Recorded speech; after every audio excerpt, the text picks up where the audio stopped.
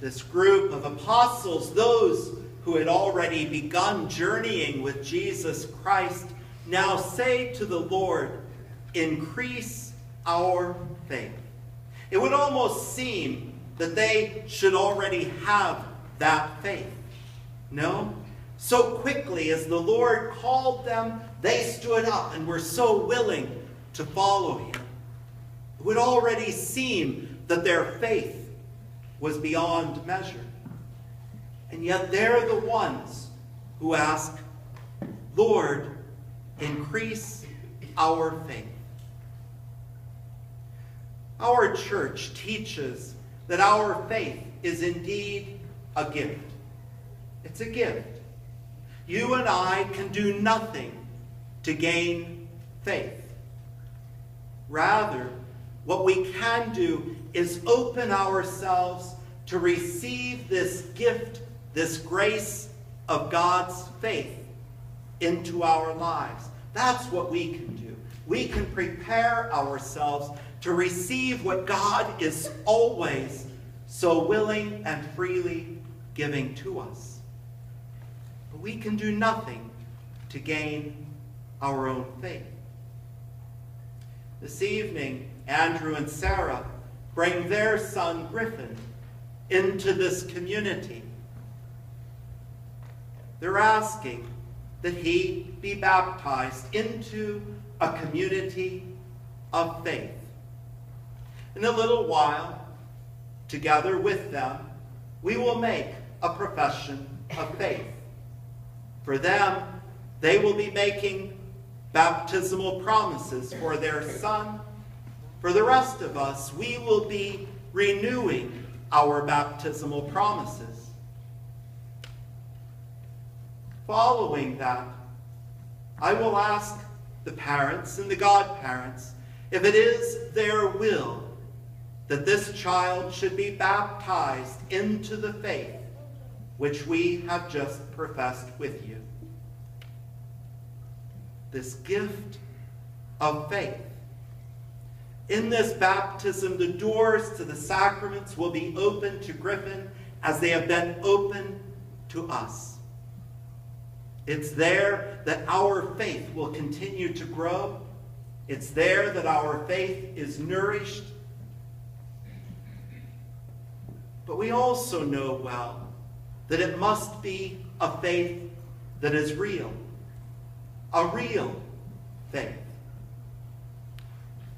I grew up watching, hearing, oftentimes what faith is supposed to be.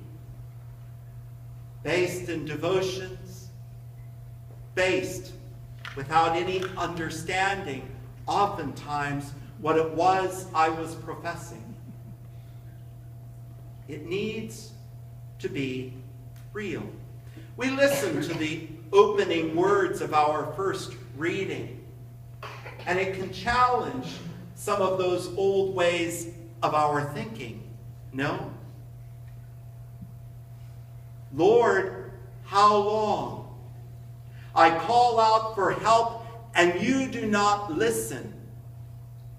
How often, as people of faith, have we felt those words? How often have we wanted to be the ones to cry out when our child is diagnosed with a terminal illness or has just been in a car accident? We fall back so quickly into our faith and we begin to pray. And so oftentimes it seems that the Lord is not listening. But we feel that if we use those words of the prophet Habakkuk, or the words that are found so often in the Psalms, that somehow we are forsaking our God, we are doubting, or we are denying the faith that we so strongly profess. But isn't the opposite true? In our ability to call out as Habakkuk calls out, our ability to call out as the author of the Psalms calls out, Lord, how long? I call to you for help and you do not listen. My friends, isn't that real faith? Isn't that real faith? When we know that our God has promised that he would guide and protect us until the end of time, that the Holy Spirit would be sent upon us to guide us in this journey of life. Trusting in that promise, do we not have the right to call out to our God, "How long, Lord? Why do you not listen?" That's faith. We're not denying God at that point. Rather, we are calling upon our God to be who God is and who God promised to be in our life.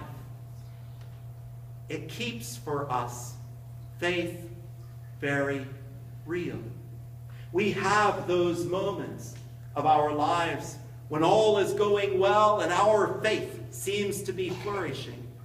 But what do we do in those moments of struggle and pain and sadness? They too must be moments of faith. But it looks a little different.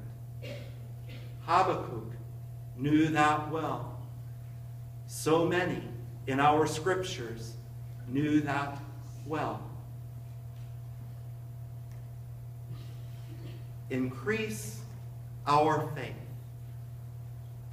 St. Paul writes to Timothy, "Flame into fire the Spirit you have already received through the imposition of my hands."